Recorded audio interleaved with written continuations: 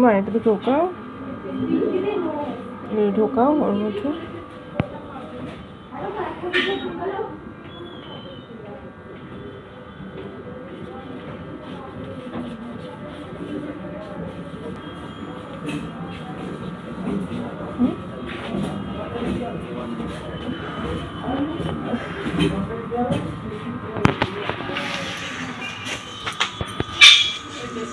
Hello বন্ধুরা, তোমরা কেমন আছো?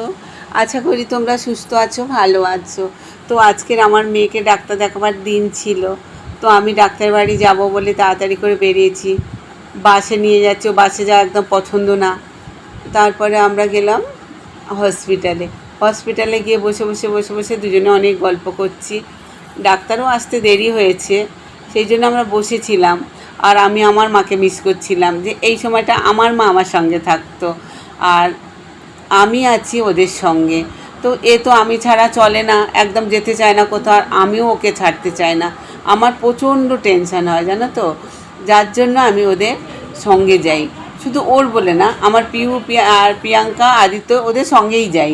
তো আমরা দুজনে বসে আছি, আর ও কি করছে, জ্ঞান জ্ঞান করছে, দেরি হচ্ছে, ডাক্তার আসছে না, এইসব করছে।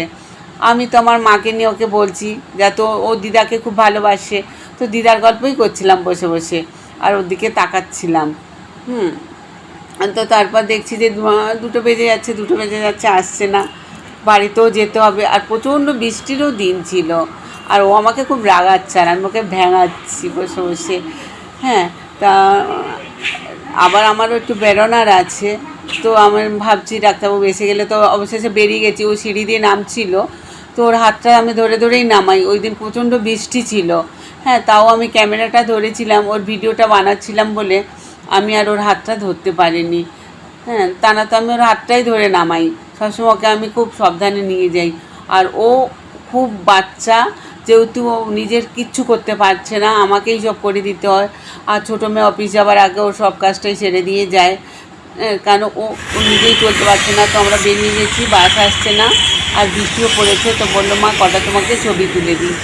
তো আমরা দাঁড়িয়ে ছবি তুলছি, আর বাসের জন্য ওয়েট করছিলাম। পেয়ারা খেলাম, দাঁড়িয়ে ওখানে পেয়ারাটা খুব টেস্টি ছিল, আর দামটাও অনেক বেশি ছিল। আর দাঁড়িয়ে আমরা ছবি তুলছিলাম।